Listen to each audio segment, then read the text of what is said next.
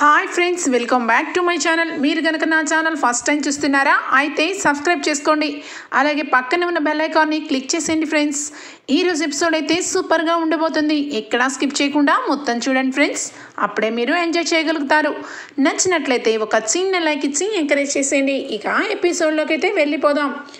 Episode start అవగానే ఇక కావ్యని తీసుకొని స్టేజ్ వెక్కి ఇదంతా కూడా నేను చాలా పెద్ద పొరపాటే చేశాను. నా జీవితంలో నేను ఎప్పటికీ కూడా నేను ప్రేమిస్తూనే ఉంటాను కళావతి.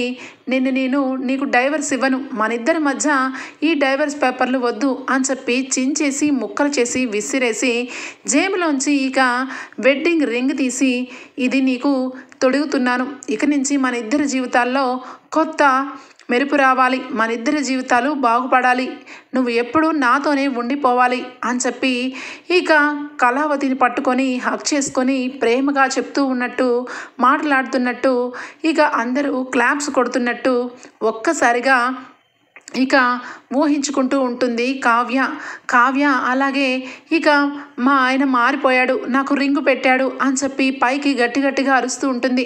ఇంతలో ఇక ఇందిరాదేవి పక్కన ఒక మొట్టికాయ వేస్తుంది కావ్యకి.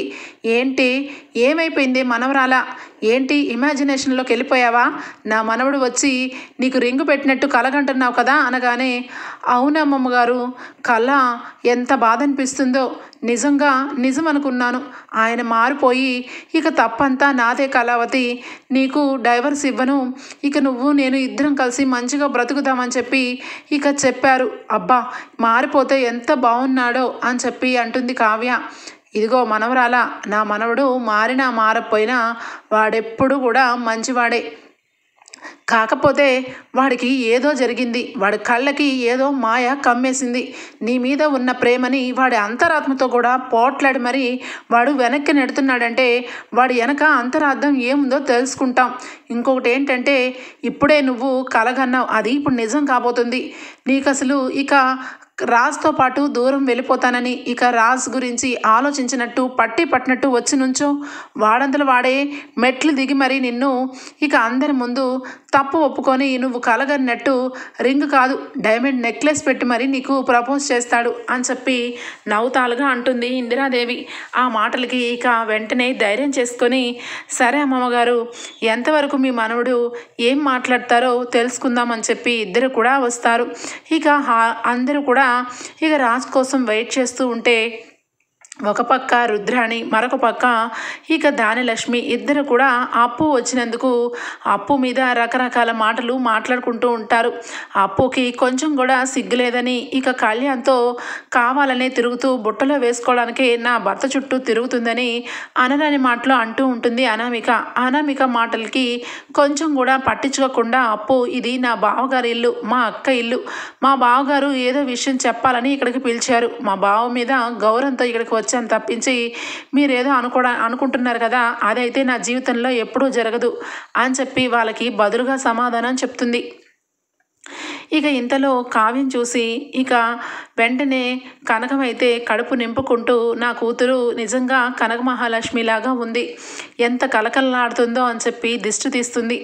ఇక ఇంతలో అందరూ కూడా అబ్బో, వీళ్ళ కూతురు కనక మహాలక్ష్మి అంట, అందుకే కాబోలు ఇంటిలో ముసుగేసుకొని తీసుకొని వచ్చి రాజ్ జీవితంలోకి ఇక వదిలేసింది అని చెప్పి పక్కనే ఇక దానలక్ష్మి అంటూ ఉంటుంది. దానలక్ష్మి మాటలకి ఇక వెంటనే కనకం సీరియస్గా చూడబోతుంటే పక్కనే ఉన్న ఇక కృష్ణమూర్తి, వద్దు కనకం, మనం దేనికోసం వచ్చాము, మన కూతురు జీవితం గురించి అల్లుడు గారు ఏం నిర్ణయం తీసుకుంటారో చూద్దామని వచ్చాం తప్పించి వీళ్ళు ఎన్నో మాటలు అంటారు, దానికి ప్రతిదానికి మనం సమాధానం చెప్పనవసరం లేదు, మన కూతుర్ల గురించి మనకు తెలుసు అని చెప్పి ఇక అంటూ ఆపుతూ ఉంటాడు. ఇక అనుకున్న ప్రకారమే రాజ్ అయితే వస్తాడు. రాజ్ ఇక కారు దిగి డోర్ని తెరిచి బయటికి వస్తాడు.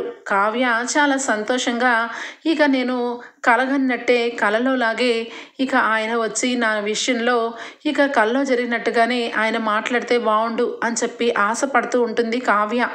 ఇక మరొక పక్క డోర్ని తెరుస్తాడు. ఇక డోర్ని తెరిచి ఇక రా శ్వేత అని చెప్పి చేయి అందిస్తాడు. ఒక్కసారిగా ఇంట్లో అందరూ కూడా ఆశ్చర్యపోతారు. శ్వేత ఇక వెంటనే కూడా కారు దిగి వస్తుంది. ఇక వెంటనే అందరూ చూస్తూ ఉండగా అందరూ ఉన్నారని కూడా కొంచెం కూడా ఏమీ సిగ్గుపడకుండా రాజ్ అయితే శ్వేత భుజం మీద చేయి వేసుకొని నడిపించుకుంటూ తీసుకుని వస్తాడు. ఇక అందరూ కూడా షాక్ అయిపోతారు. ఇక ముఖ్యంగా సుభాష్ గారు అయితే చాలా కోపంగా సీరియస్గా చూస్తూ ఉంటారు. ఈ అమ్మాయిని ఎక్కడో చూశానే, ఆ రోజు ఇక రాజ్తో పాటు ఆఫీస్కి వచ్చింది, తను ఎవరని అడిగితే ఫ్రెండ్ అని చెప్పాడు. ఫ్రెండ్ని ఎప్పుడు ఎక్కడికి తీసుకురావాలో రాస్కెల్ గడికి తెలీదా? ఈరోజు మ్యారేజ్ యానివర్సరీ పెట్టుకొని ఈ అమ్మాయిని భుజం మీద చేయి వేసుకొని తీసుకొస్తాడేంటి అని చెప్పి సీరియస్గా రాజ్ అని చెప్పి గట్టిగా అరుస్తాడు. ఇక వెంటనే డాడీ, మీకు నేను ఒక నిర్ణయం తీసుకుంటానని చెప్పాను కదా, ఆ నిర్ణయం గురించి అందరూ కూడా వెయిట్ చేయండి, ఇప్పుడే చెప్పబోతున్నాను అనగానే, ముందు ఇది యానివర్సరీ ఫంక్షన్ అనుకుంటున్నావా లేకపోతే ఇంకేమనుకుంటున్నావా? ఏంట్రా ఆ చట్టా పట్టాలేసుకొని ఆ అమ్మాయి మీద చేయి వేసుకొని తీసుకొస్తున్నావేంటి అని చెప్పి సుభాష్ గారు అంటూ ఉంటారు. ఇక వెంటనే రాజ్ అయితే ఇక కనీసం సుభాష్ గారు ఆ మాట అన్నందుకన్నా చేయి తీయకుండా ఆ విధంగానే కొంచెం సేపు ఓపిక పట్టండి డాడీ, మీకే అర్థమవుతుంది అని చెప్పి ఇక తిన్నగా తీసుకొని స్టేజ్ మీదకి నుంచో పెడతాడు. ఇక శ్వేత అయితే ఇక లోపల కోపంగా ఉన్న ఇక ఏదో ఒకటి కవర్ చేసుకుంటూ రాజ్ చేసే చేష్టల్ని ఎంతో కొంత భరిస్తూ నుంచుని ఉంటుంది. ఈ అమ్మాయిని మీ ఎవ్వరికీ కూడా తెలియదు కాబట్టి ఇంట్రడ్యూస్ చేస్తున్నాను, తిను నా చిన్నప్పుడు క్లాస్మేట్, ఇక కాలేజ్ మేట్, ఇప్పుడైతే ఇద్దరం కూడా చాలా బెస్ట్ ఫ్రెండ్స్ అని చెప్పి అందరికీ చెప్తాడు. ఇందిరాదేవికి అయితే చాలా కోపం వస్తుంది. ఇక అదేవిధంగా కావ్య అయితే కళ్ళు వెంట నీళ్లు తెచ్చుకొని, ఏంటి ఈయన ఇక అందరి ముందు శ్వేతని తీసుకుని వచ్చారేంటి, శ్వేతని అడ్డం పెట్టుకొని నాకు డైవర్స్ ఇవ్వాలని అనుకుంటున్నారు, కానీ నిజంగానే శ్వేతని ఇంటి దాకా తీసుకొస్తారని ఊహించలేకపోయాను, అసలు ఏం చేయబోతున్నారు అని చెప్పి ఇక కావ్య అయితే అలానే చూస్తూ ఉంటుంది.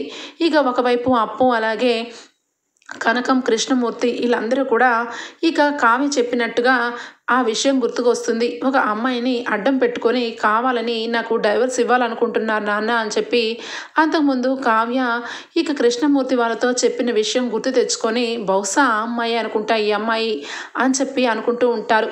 మరొక పక్క రుద్రాని, దానిలక్ష్మి వాళ్ళైతే రాజు ఏంటి ఈరోజు చాలా కొత్తగా చేస్తున్నాడు, రాజుకు తగ్గ అమ్మాయిని ఇక ఫ్రెండ్ అని ఇంట్రడ్యూస్ చేస్తున్నాడేంటి, కొంప తీసి ఈ అమ్మాయిని ఇక పెళ్లి చేసుకుంటాను అంటాడా ఏంటి కొంప తీసి అని చెప్పి ఇక రుద్రాని అనుకునే లోపలే ఇక అందరికీ కూడా నేను ఒక విషయం చెప్పాలనుకుంటున్నాను, ఈ అమ్మాయిని త్వరలో పెళ్లి చేసుకోవాలనుకుంటున్నాను అని చెప్పి ఇక చావు కబురు చల్లగా చెప్పినట్టుగా ఇక మెల్లగా చెప్తాడు రాజ్. ఆ మాటలకి ఇక అక్కడే ఉన్న కావ్యకి ఒక్కసారిగా ఇక కళ్ళ వెంట నీళ్లు వస్తాయి.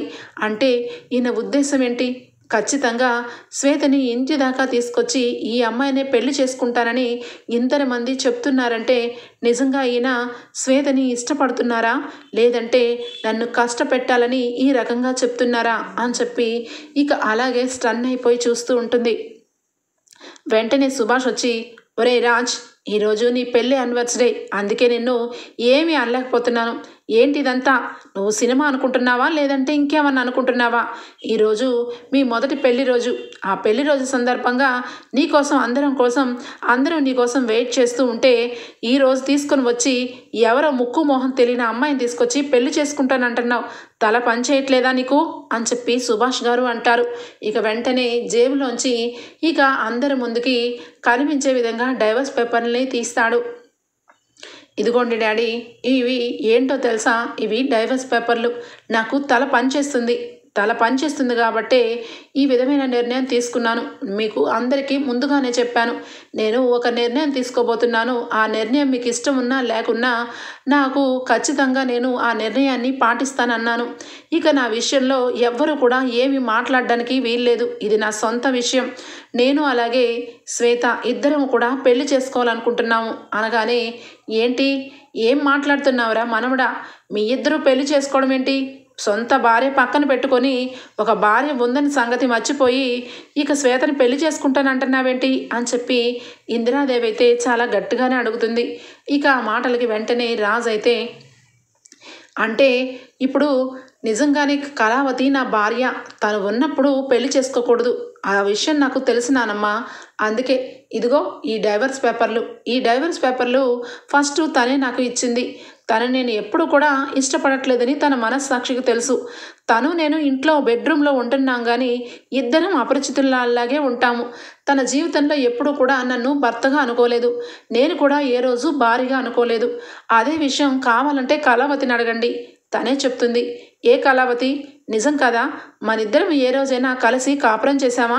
నేను ఎప్పుడైనా నిన్ను భారీగా చూశానా అని చెప్పి అడుగుతాడు. ఆ మాటలకి కావ్య ఇక ఒక్క మాట కూడా నోటి వెంట రాలేని పరిస్థితిలో ఉంటుంది. ఇక సైలెంట్గా కళ్ళు వెంట ధారలు ధారలు ఇక నీళ్లు కారిపోతూ ఉంటాయి. చూడు కళావతి, నువ్వు ఏడిస్తే ప్రయోజనం లేదు. ఎప్పుడొకప్పుడు ఈ విషయం జరుగుతుందని నీకు తెలుసు. అందుకే నీ జాగ్రత్తలో నువ్వు డైవర్స్ పేపర్లని తీసుకుని వచ్చి సంతకం పెట్టి మరీ నాకు ఇచ్చావు.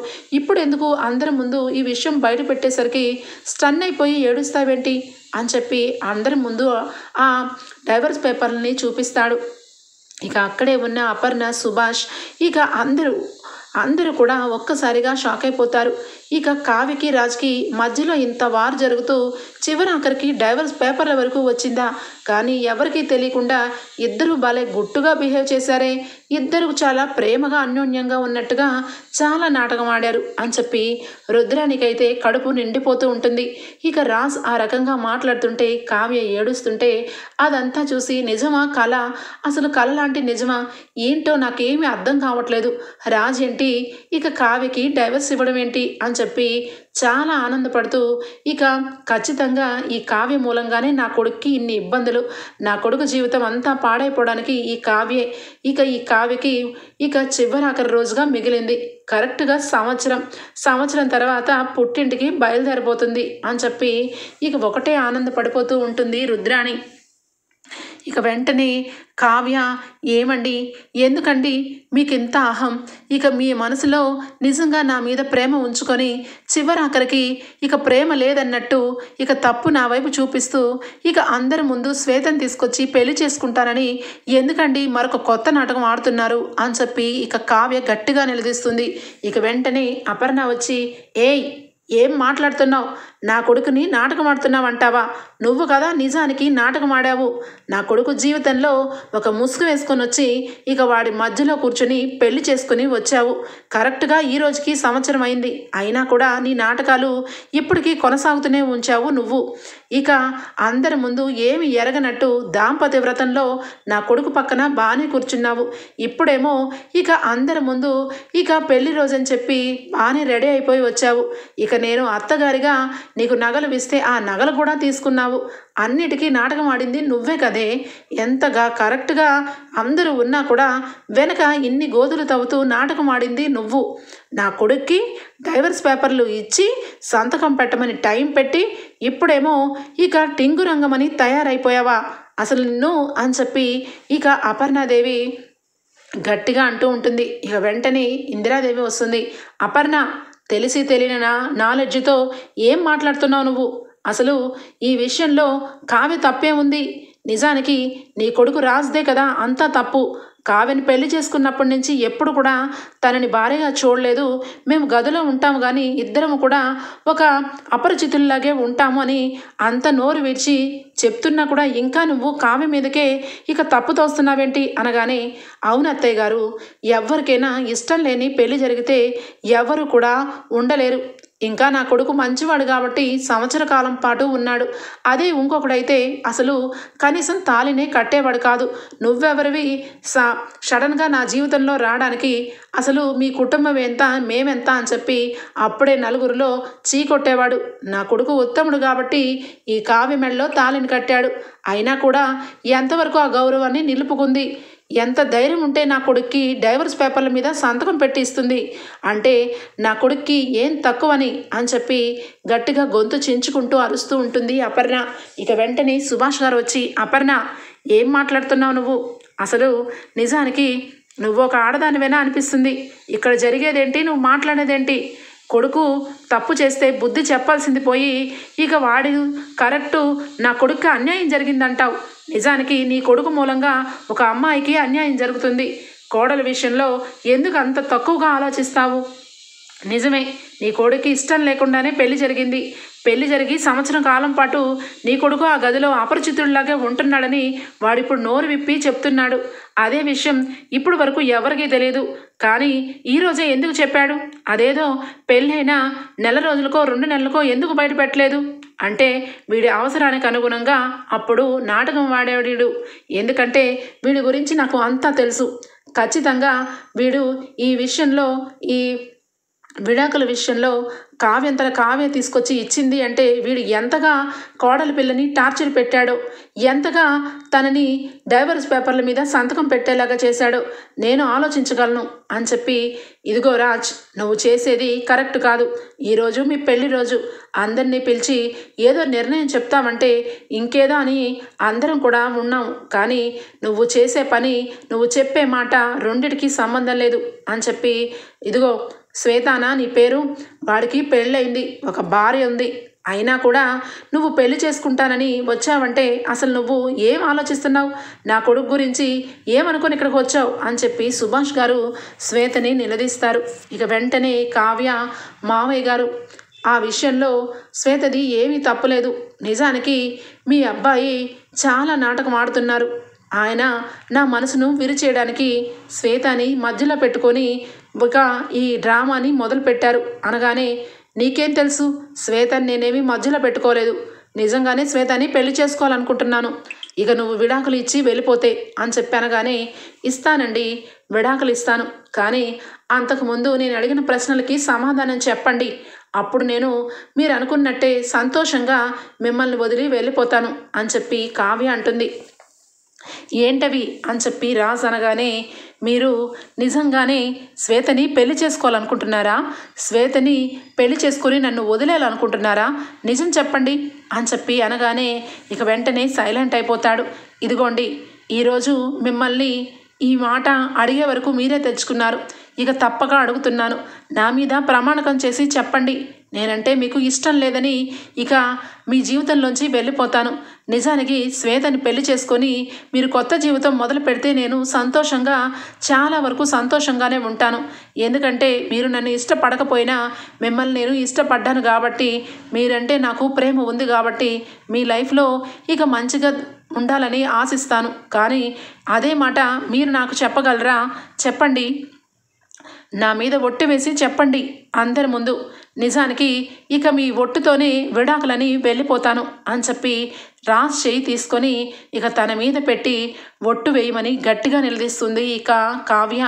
వేరా, ఎందుకు అలా చూస్తున్నావు? ఒట్టు వెయ్యి. ఏ రోజైనా కావ్య అంటే ఇష్టం లేదు, కావ్యని జీవితంలో వచ్చినప్పటి నుంచి తన మీద ఒక్కరోజు కూడా ప్రేమ పుట్టలేదు. అసలు కావ్యని నేను ఏ రోజు భారీగానే చూడలేదు. వాళ్ళ పుట్టింటికి వెళ్ళిపోతే నా జీవితం సంతోషంగా ఉంటుంది.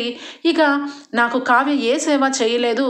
నేను చివరాఖరికి చావు బతుకుల్లో ఉన్నప్పుడు కూడా కావ్య నన్ను పట్టించుకోలేదు.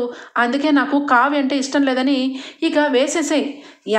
ఎంతసేపురా, ఒట్టే కదా, తన మీద ప్రమాణకం చేసి వెళ్ళిపో. ఎందుకంటే అగ్ని సాక్షిగా పెళ్లిదంతు జరిగిన తర్వాత ఏ భార్య అయినా, ఏ భార్యాభర్తలైనా ఇద్దరూ కలిసి ఉండాలని అనుకుంటారు. పెళ్ళైన 2వ రోజు నుంచి ఇక కావ్యని వదిలేస్తాను అంటూనే ఉన్నావు. కానీ చివరాఖరికి కావ్య డైవర్స్ పేపర్లు ఇచ్చేసరికి మింగుడు పడలేక మళ్ళా నీ కొత్త డ్రామాని మొదలుపెట్టావు. శ్వేత, చెప్పమ్మా, వీళ్ళిద్దరి మధ్యలో ప్రేమ ఉందా లేదా? అసలు రాజ్ నిన్ను పెళ్లి చేసుకుంటాడా లేదా? ఈ విషయం కుండ బద్దలు కొట్టినట్టు చెప్పు అని చెప్పి ఇందిరాదేవి ఇక శ్వేతని నిలదీస్తుంది. ఇక శ్వేత వెంటనే ఇక తల దించుకొని, మీ అందరికీ కూడా నేను ఏమన్నా బాధ పెట్టుంటే నన్ను క్షమించండి. రాజ్ చాలా మంచివాడు. రాజ్ నేను మంచి ఫ్రెండ్స్. అసలు మా ఇద్దరికి ఎలాంటిది కూడా ఎప్పుడూ కూడా లేదు. నేను కూడా పెళ్లి చేసుకున్నాను. కానీ ఇక నా భర్త సక్రమంగా లేకుండా నన్ను టార్చర్ పెడుతుంటే రాజ్ నా దగ్గరికి వచ్చి నేనున్నానని చెయ్యి భరోసా ఇచ్చి ఇక మా ఇద్దరికి డైవర్స్ విషయంలో సహాయం చేశాడు. రాజ్ మనస్తత్వం చాలా మంచిది. ఇక రాజ్ అయితే ఎప్పుడు కూడా ఎవరి విషయంలోనూ ఏ రోజు కూడా వేరే విధంగా మాట్లాడింది లేదు. ఒక్క కావ్య విషయంలోనే తను ఇష్టంగా మాట్లాడినట్టు నాకు అర్థమైంది. మేము కాలేజీలో చదువుకున్నప్పుడు కూడా రాజ్ని చాలామంది ఇష్టపడ్డారు, కానీ వాళ్ళెవ్వరినీ కూడా కనీసం కన్నెత్తి కూడా చూడలేదు. కానీ ఈరోజు రాజ్ మాట్లాడుతున్న మాటలకి నాకు చాలా బాధగా అనిపిస్తుంది. అసలు ఒకప్పుడు రాజేనా ఈ విధంగా ప్రవర్తిస్తుంది అనిపిస్తుంది. ఏంటి రాజ్, ఏంటి నేను ఇలా మాట్లాడుతున్నందుకు నీ ఫ్రెండ్ని అయ్యుండి నీకు సపోర్ట్ చేయకుండా ఈ రకంగా మాట్లాడుతున్నందుకు నువ్వు బాధపడుతున్నావేమో, కానీ తప్పట్లేదు రాజ్. ఎందుకంటే ఇది నీ జీవితం, నా జీవితం నువ్వు కాపాడడం కోసం చాలా సహాయం చేసావు. అలాంటప్పుడు చేతులారా నీ జీవితాన్ని నువ్వు పాడు చేసుకుంటే సరిదిద్దే అవకాశం నాకు వచ్చినప్పుడు నేను ఖచ్చితంగా సరిదిద్దే వెళ్తాను అని చెప్పి ఇక జరిగిన విషయాన్ని అందరికీ చెప్తుంది. రాజ్ చాలా వరకు కావ్య అంటే చాలా ఇష్టం. కావ్య లేకపోతే తన జీవితమే లేదు. కావ్య గురించి తను ఎన్నోసార్లు నా దగ్గర చాలా మంచిగా మాట్లాడిన వ్యక్తి ఈరోజు ఇక కావ్య డైవర్స్ ఇచ్చిందని తన మీద అహంకారంగా ఇక అహంలో దెబ్బ తినకుండా నలుగురు ముందు ఇక తను పై చేతిలో ఉండాలని, ఇక కావ్య ఏ రోజు కూడా కింద లెవెల్లోనే ఉండాలని ఆలోచించి మళ్ళా నన్ను ఇక నాటకం ఆడమని ఇక్కడ తీసుకుని వచ్చాడు. నిజానికి రాజ్ మనసులో కావ్యకే స్థానం ఉంది అని చెప్పి చెప్తుంది. ఆ మాటలకి ఇక అందరూ కూడా ఆశ్చర్యపోతారు. ఏంటి రాజ్, ఏంటి ఇదంతా? చిన్న పిల్లవాళ్ళలాగా ఇంకా నువ్వు చిన్న పిల్లవాడు అనుకుంటున్నావా? అయినా భార్యాభర్తల మధ్య ప్రేమ అనురాగాలు ఉండాలి, కానీ ఒకరు పై చెయ్యి ఒకరు కింద చెయ్యి అని చెప్పి ఈ ఈగో ఏంట్రా? ఈగో కోడలి పిల్ల విషయంలో అసలు నువ్వు ఈగో అవ్వాల్సిన అవసరం ఏంట్రా? కోడలి పిల్ల నీకు ఏ రోజన్నా నీ మీద పొగరపోయిందా? లేదంటే నువ్వు చెప్పిన మాట వినలేదా? ఎందుకంత కోపం నీకు? ఎందుకంత ఈగో అని చెప్పి ఇక సుభాష్ గారు గట్టిగా నిలదీస్తారు. ఇక వెంటనే కావ్య మావయ్య గారు, ఆయన మనసులో ఈగో ఉందో లేదంటే నా మీద ప్రేమ లేదో నాకైతే ఈరోజు అర్థమైంది. ఖచ్చితంగా ఆయనకైతే నేనంటే ఇష్టం లేదు. తన మనసులో ఇష్టం ఉన్నా పైకి చెప్పలేరు. ఎందుకని అడిగితే నీకు చెప్పాల్సిన అవసరం లేదని, ఇదిగోండి సంవత్సర కాలం పాటు ఇదే మా ఇద్దరి మధ్య జరిగింది. చివరాఖరికి నా మనసు అయినప్పటికీ విరగలేదు. విడాకులని నేను వెళ్ళలేదు. ఇక అమ్మమ్మ గారు ఈయన ప్రవర్తనలో మార్పు వస్తుంది, ఖచ్చితంగా నిన్ను ఇష్టపడుతున్నానని చెప్తాడు, వాడు నిన్ను ఏలుకుంటాడని ఇక అమ్మమ్మ గారు చెప్పిన ప్రకారం నేను ఆ డైవర్స్ పేపర్లు ఇచ్చాను తప్ప ఈయనలో మార్పు వస్తుందని నేను ఎప్పుడు కూడా అనుకోలేదు. నిజానికి ఇదిగోండి ఇది మా జీవితం. ఎప్పుడు కూడా ఆయన నన్ను ప్రేమగా చూసుకుంటారని నేను ఎదురు చూడటం, ఆయన ప్రేమని పంచకపోవడం, ఇదే మా జీవితంలో జరిగిన విషయాలు అని చెప్పి ఇక బాధపడుతూ కావ్య చెప్తుంది. ఇక వెంటనే అప్పటికే ఇక రాజ్ ఇక ఏమనాలో ఇక స్వప్న శ్వేత ఆ రకంగా మాట్లాడేసరికి ఈడ చూస్తే సుభాష్ గారు అందరూ కూడా ఇక రాజ్ విషయంలో రాజ్ ఏంటి ఇంత మూర్ఖంగా ప్రవర్తిస్తున్నాడో, కావ్య జీవితంలో ఇంత ఘోరంగా ప్రవర్తిస్తున్నాడా అని చెప్పి అందరికీ అర్థమైపోతుంది. ఇక వెంటనే రాజ్ అయితే అవును, మీరందరూ కూడా నన్ను ఒక దోషం చేసినట్టుగా చూస్తున్నారు కదా, చూడండి నీ రోజు నిజమే చెప్తున్నాను. ఈ కావ్య అంటే నాకు ఇష్టమే, కానీ పెళ్లి చేసుకొని నా భార్యగా యాక్సెప్ట్ చేయలేకపోతున్నాను. ఎందుకో తెలుసా, తను నన్ను మోసం చేసింది. నా జీవితంలోకి ఇక అకస్మాత్తుగా ఒక యాక్సిడెంట్ లాగా వచ్చింది. అలాంటి అమ్మాయిని నేను ఏ రకంగా ఇక నేను పెళ్లి చేసుకున్నాను అయినా కూడా, కానీ తనకి నాకు మైండ్ సెట్ కాదు. నా మనసు వేరేగా ఉంటుంది, తన మనసు వేరేగా ఉంటుంది, మా ఇద్దరికి కలవదు అని చెప్పి ఇక సుభాష్ గారికి ఇక చెప్తాడు రాజ్. అదేరా, ఎందుకు కలవదని అడుగుతున్నాను. కోడలి పిల్ల వైపు ఏం తప్పుందో చెప్పరా, చెప్పినాక అప్పుడు నీ మనసులో ఉన్న మాట చెప్పు. ముందు కోడలు ఏం తప్పు చేసిందో చెప్పు అనగానే ఇక రాజ్కి ఇక ఏమీ అర్థం కాదు. తల దించుకొని అలానే చూస్తూ ఉంటే ఇక వెంటనే విజయవాడ నుంచి వచ్చిన స్వప్న అప్పుడే వస్తుంది. స్వప్న వచ్చి ఇక క్లాప్స్ కొట్టుకుంటూ వస్తుంది. ఇక happy wedding anniversary both of you అని చెప్పి ఇద్దరికి కూడా చెప్తుంది. ఇక ఇద్దరు కూడా ఎడమొహం పెడమొహం అందరూ ఇక కోపంతో ఆవేశంతో ఉన్నది గమనిస్తుంది. ఇక వెంటనే ఈరోజు నీకు చాలా సర్ప్రైజ్ గిఫ్ట్ ఇస్తున్నానే కావ్య అని చెప్పి తను చిన్నప్పటి నుంచి పెద్దయ్యే వరకు తను భరతనాట్యంలో ఎన్ని ప్రైజులు గెలుచుకుందో, ఎన్ని విధాలుగా నాట్యం చేసిందో అదంతా కూడా ఒక పోస్టర్ లాగా తయారు చేయించి, ఇదిగో ఇది ఇక మీ ఇద్దరికీ కలిపిన గిఫ్టు. ఇది చూస్తే నిజంగా రాజ్ అయితే చాలా హ్యాపీగా ఫీల్ అవుతాడు. ఇప్పటి వరకు నీ మీద ఉన్న ప్రేమ డబల్ త్రిబుల్ అయిపోతుంది కావ్య అని చెప్పి ఇక వెంటనే ఇక గిఫ్ట్ని ఇస్తుంది.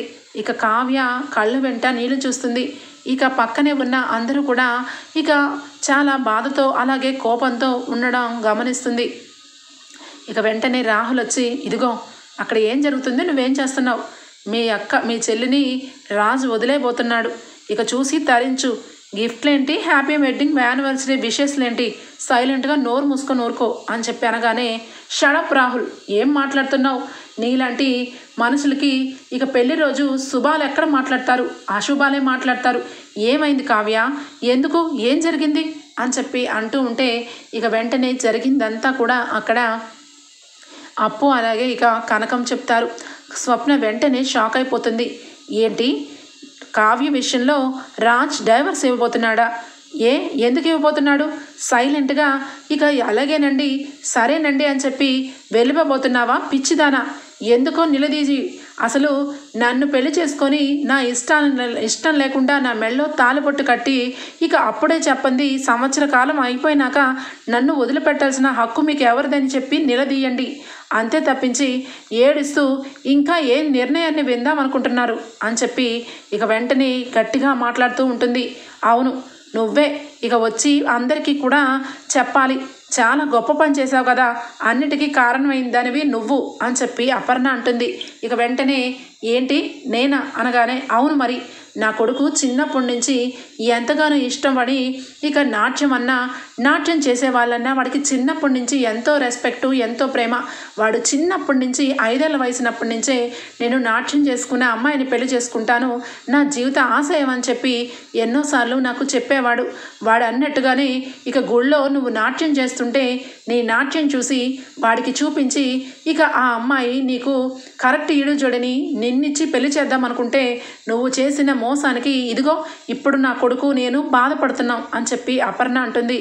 ఏంటి, నేను చేసిన పనికి మీరు బాధపడుతున్నారా? అంటే నిజానికి రాజ్ మనసులో ఉన్నది నాట్యం చేసే అమ్మాయి అన్నమాట అని చెప్పి అనగానే ఇక వెంటనే, అవును, పదే చెప్పాలా? వాడి జీవితంలో నాట్యానికి ఎంత విలువ ఇస్తాడో మీకు ఎవరికీ తెలియదు అనగానే శ్వేత కూడా అదే మాట అంటుంది. అవునా ఆంటీ, ఎప్పుడు చూసినా భరతనాట్యం చేసేవాళ్ళంటే చాలా రెస్పెక్ట్ ఇస్తాడు. ఇక ఎక్కడికి వెళ్ళినా ఇక అదే పరంగా చూస్తూ ఎదురు చూస్తూ ఉంటాడు. అసలు ఎందుకో తెలియదు, ఒక గుడి దగ్గర అయితే ప్రతిరోజు ఆగి ఇక అక్కడే వెయిట్ చేస్తూ ఉంటాడు రాజ్. ఏమైంది రాజ్, అంత ఇదిగా నువ్వు కావ్యని వదిలేసి ఇక ఏ విధంగా ఒంటరిగా ఉందామని ఈ నిర్ణయం తీసుకున్నావు? అసలు ఈ నాట్యానికి నీకు సంబంధం ఏంటి అని చెప్పి అనగానే ఇక రాజ్ మనసులో మాట బయట పెడతాడు. ఇక నిజానికి నేను నాట్యం అంటే నాకు చిన్నప్పటి నుంచి ప్రేమ, కానీ ఒకరోజు ఒక నీడ వెనకాల ఒక భరతనాట్యం చూశాను. ఇక ఆ నాట్యంలో చేసిన అమ్మాయినే నేను పెళ్లి చేసుకుందామని మనస్ఫూర్తిగా ఈ మనసులో పెట్టుకున్నాను. ఇదే స్థానంలో ముసుగు వేసుకొని నా భార్య కావ్య నా చోటుకి వచ్చింది. కానీ తినన్నా నాకు ఇష్టమే, కానీ తనని మనసులో పెట్టుకొని తిన నా జీవితంలోకి ఎలా వెల్కమ్ పలకాలి శ్వేత? నేను చెప్పండి, ఇప్పుడైనా మనసులో ఒకరిని పెట్టుకొని తనతో నేను కాపురం చేయగలనా? చెప్పండి, ఇది అన్యాయం కాదా? అందుకే తనకి డైవర్స్ ఇస్తే తను నా లైఫ్లోంచి వెళ్ళిపోయి ఇక వేరొకరిని పెళ్లి చేసుకొని హ్యాపీగా ఉంటుందని అనుకుంటున్నాను అని చెప్పి రాజ్ అయితే నిజాన్ని బయట పెడతాడు. ఇక స్వప్న వెంటనే, అమ్మా, ఇంత జరుగుతున్నా కూడా ఇంకా చూస్తూ ఉంటావేంటమ్మా?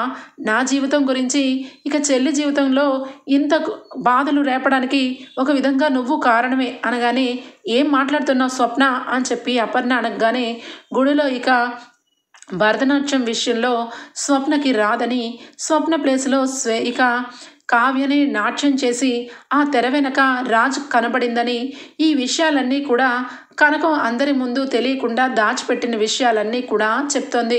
ఇక వెంటనే రాజ్ షాక్ అయిపోతాడు. ఇక వెంటనే కావ్య వంక అలానే చూస్తూ ఇక ఒక్కసారిగా ఇక గిఫ్ట్ని ఓపెన్ చేస్తాడు రాజ్. ఇక అందులో భరతనాట్యం చేస్తున్న చిన్నప్పుడువన్నీ కూడా ఇక ఉండాయి. ఇక అదంతా చూసి రాజ్ అయితే షాక్ అయిపోతాడు. ఇక వెంటనే థ్యాంక్ యూ సో మచ్ స్వప్న, నిజంగా ఈరోజు నువ్వు నా దృష్టిలో ఒక దేవతవి. ఇక నన్ను నా కళావతిని ఇక విడిపోతాము అన్న చివరి క్షణాల్లో వచ్చి ఒక దేవుళ్ళలాగా మమ్మల్ని ఇద్దరిని కాపాడావు అని చెప్పి ఇక థ్యాంక్ యూ చెప్పి కావ్యని దగ్గరికి తీసుకుంటాడు. కావ్య ఒక్కసారిగా దూరంగా జరిగిపోతుంది. ఏమైంది, ఎందుకంత దూరంగా జరుగుతున్నావు కళావతి అనగానే, అంటే పెళ్ళి అంటే ఇక మీరు ఏమనుకుంటున్నారు, నాకు నాట్యం వచ్చని నన్ను మీరు భార్యగా అనుకుంటున్నారు, అంతే తప్పించి నా మీద మీకు ప్రేమ లేదు అనగానే, పిచ్చిదానా, నీ మీద నాకు ప్రేమ లేకపోవడం ఏంటి, ప్రేమ ఉంది కాబట్టే ఇక శ్వేతని పెళ్లి చేసుకుంటున్నానని నాటకం ఆడాను, జీవితంలో ఒంటరిగా ఉండిపోదాం అనుకున్నాను, నిజంగా నీ మీద ప్రేమ ఉంది కాబట్టే ఇక శ్వేతని పెళ్లి చేసుకుంటాను, ఒంటరిగా ఉండిపోతాననే అన్నాను, అదే ప్రేమ లేకపోతే వెంటనే వేరొక పెళ్లి చేసుకుంటాననేవాడిని, అర్థం చేసుకోలేవా అని చెప్పి నేను నిన్నే ప్రేమించాను, నిన్నే నా జీవితంలోకి ఇక వెల్కమ్ పలుకుతున్నాను, ఇక నీకు ఇంకేం కావాలి, నువ్వు కూడా నన్ను నిజంగా మనస్ఫూర్తిగా ఇష్టపడితే నువ్వు నన్ను ఇలా తోసేవు అనగానే, ఏమండి అని చెప్పి గట్టిగా వచ్చి పట్టుకుంటుంది కావ్య. మిమ్మల్ని నేను ఎప్పుడు కూడా నేను వదిలేద్దామని నా మనసులో లేదండి, ఇక అమ్మమ్మ చెప్పిందని ఆ డైవర్స్ పేపర్ల మీద సంతకం పెట్టాను తప్పించి మిమ్మల్ని వదులుకొని నేను బ్రతకలేనండి అని చెప్పి ఇక కావ్య బోరుమని ఏడ్చేస్తుంది. ఇక అందరూ కూడా ఆ రకంగా ఏడ్చేస్తుంటే ఇక అందరూ ఎమోషనల్ అయిపోతారు. ఇక ఇద్దరిని కళ్ళు వెంట నీళ్ళని తుడిచి ఇందిరాదేవి, ఒరే రాజ్, నీ వేలకు ఉన్న ఉంగరంతి, నా మనవరాలకి ఉంగరం పెట్టు, నా మనవరాలు ఇందక్కడి వరకు నువ్వు వచ్చి ఉంగరం తొడిగి తనని దగ్గరకు తీసుకున్నావని పాపం కలలు కనింది, ఆ కళను నెరవేర్చు అని చెప్పి అనగానే ఇక వెంటనే తన వేలికి ఉన్న ఉంగరాన్ని కావ్యకి తొడిగి అందరి ముందు తనని ఎప్పటికీ విడిచిపెట్టనని అందరికీ తెలిసేలాగా చేస్తాడు రాజ్. ఓకే ఫ్రెండ్స్, ఎపిసోడ్ అయితే ఇంతటితో ఎండ్ అయిపోతుంది. రేపటి ఎపిసోడ్లో కలుద్దాం ఫ్రెండ్స్. అంతవరకు bye, take care, thank you for watching.